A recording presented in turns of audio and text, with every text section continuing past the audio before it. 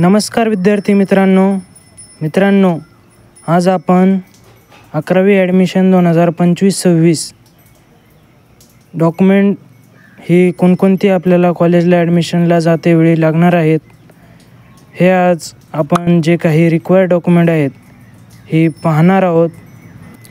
आणि विद्यार्थी मित्रांनो, आपण जर हे सर्व डॉक्युमेंट घेऊन कॉलेजला ॲडमिशन घेते वेळेस आपण गेलात तर आपल्याला हे जे काही कॉलेजला डॉक्युमेंट सबमिट करायचे आहेत, तर हे डॉक्युमेंट सबमिट करताना आपल्याकडे हे सर्व डॉक्युमेंट असतील, यामुळे आपल्याला मदतच होईल. तर ॲडमिशनसाठी लागणारी रिक्वायर्ड डॉक्युमेंट ही कोणकोणती आहेत हे आज आपल्या व्हिडिओच्या माध्यमातून आपण पाहणार आहोत. तर चला व्हिडिओला सुरुवात करूयात. तर सर्वप्रथम आपल्याला इयत्ता 10वी परीक्षेचे गुणपत्रक म्हणजेच आपले जे काही गुणपत्रक आहे हे आपल्याला लागणार आहे. यानंतर 2 नंबरचे डॉक्युमेंट म्हणजे इयत्ता 10वी शाळा सोडल्याचा दाखला. तर आपल्याला हा 10वीचा जो काही शाळा सोडल्याचा दाखला आहे हा ओरिजिनल म्हणजेच आपल्याला याची मूळ प्रत लागणार आहे.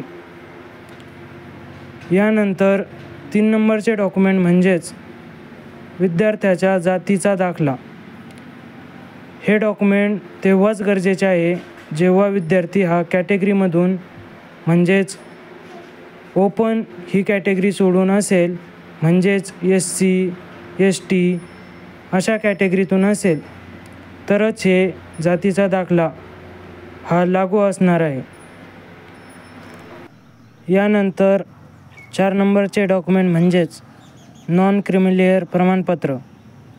तर हे जे काही नॉन क्रिमिलेअर प्रमाणपत्र आहे हे विद्यार्थी मित्रांनो जे काही ST आणि SC या कॅटेगरीचे विद्यार्थी आहेत हे सोडून सर्व विद्यार्थ्यांना हे नॉन क्रिमिलेअर प्रमाणपत्र लागणार आहे.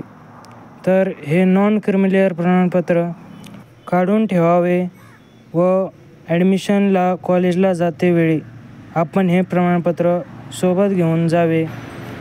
तर यानंतर 5 नंबरचे डॉक्युमेंट म्हणजे EWS पात्रता प्रमाणपत्र. तर हे EWS पात्रता प्रमाणपत्र म्हणजे ज्यांनी EWS प्रमाणपत्र हे काढले आहे ओपनमधून, यांना हे EWS पात्रता प्रमाणपत्र हे लागेल. तर यानंतर पुढील 6 नंबर म्हणजे आधार कार्ड. तर हे आधार कार्ड विद्यार्थी, वडील तसेच आईचेही आधार कार्ड हे लागणार आहे. तर आपण या विद्यार्थी, वडील, आई या तिघांचेही डॉक्युमेंट ॲडमिशन प्रोसेसला जातेवेळी घेऊन जावे. यानंतर पुढील म्हणजे 7 नंबरचा पॉईंट पासपोर्ट साईज फोटो. आपल्याला पासपोर्ट साईज फोटो ही विद्यार्थी, वडील व तसेच आई या तिघांचेही पासपोर्ट साईज फोटो हे 2-2 फोटो घेऊन ॲडमिशन वेळेस जायचे आहे. यानंतर 8 नंबरचे डॉक्युमेंट म्हणजे मोबाईल सोबत असणे. तर मोबाईल हा आपल्यासोबत असावा, कारण की आपल्याला तिथे याची गरज पडू शकते. तर यापुढील 9 नंबरचे डॉक्युमेंट म्हणजे ईमेल ID. तर मित्रांनो, आपल्याला हा ईमेल ID म्हणजे जो काही आपण ॲडमिशन वेळेस जो नवीन मेल ID खोलला होता तो मेल ID आपल्याला लक्षात असणे आवश्यक आहे व आपल्याला तिथे हा लागणार आहे.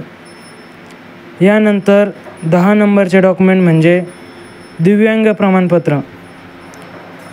तर विद्यार्थी मित्रांनो, आपण जर अपंग असाल तर आपण हे दिव्यांग प्रमाणपत्र हे काढलेलेच असेल. तर आपण जर अपंग असाल तर हे दिव्यांग प्रमाणपत्र लागणार आहे. यानंतर 11वा डॉक्युमेंट म्हणजेच प्रकल्पग्रस्त, भूकंपग्रस्त प्रमाणपत्र. तर हे प्रमाणपत्र म्हणजे जर आपण भूकंपग्रस्त भागातील असाल व आपल्याकडे हे भूकंपग्रस्त प्रमाणपत्र असेल तर आपण हेही सोबत ठेवू शकता. यानंतर 12वा घटक म्हणजे आजी माजी सैनिक पाल्य प्रमाणपत्र.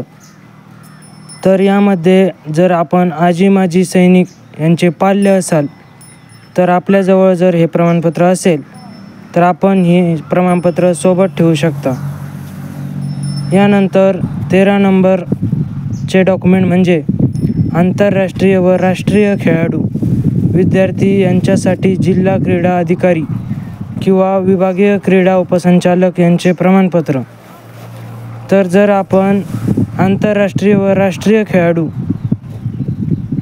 या स्तरावरील जर आपण खेळ खेळलेला असाल व आपल्याजवळ जर हे प्रमाणपत्र असेल तर हेही प्रमाणपत्र आपण सोबत ठेवू शकता. यानंतर 14 नंबरचे डॉक्युमेंट म्हणजे अनाथ विद्यार्थ्यांनी विभागीय उपायुक्त महिला व बाल विकास विभाग यांचे प्रमाणपत्र. म्हणजे जर आपण अनाथ असाल व आपल्याकडे विभागीय उपायुक्त महिला व बाल विकास विभाग यांचे जर प्रमाणपत्र असेल तर हेही आपण आपल्यासोबत ॲडमिशनला जातेवेळी आपल्यासोबत ठेवू शकता. व वरील हे सर्व डॉक्युमेंट आपण जर ॲडमिशन प्रोसेसला जातेवेळेस यामधील जे काही तुमच्याकडे असलेले डॉक्युमेंट आहेत हे डॉक्युमेंट आपण ॲडमिशनला जातेवेळी घेऊन जावे. म्हणजे आपल्याला कॉलेजला ॲडमिशन घेतेवेळेस अडचणीच येणार नाहीत व आपल्याला ॲडमिशन प्रोसेसमध्ये मदत होईल. तर अशाच नवनवीन माहिती जाणून घेण्यासाठी आपल्या चॅनलला आत्ताच सबस्क्राईब करा, लाईक करा व इतरही विद्यार्थी मित्रांपर्यंत हा व्हिडिओ जास्तीत जास्त शेअर करा. धन्यवाद.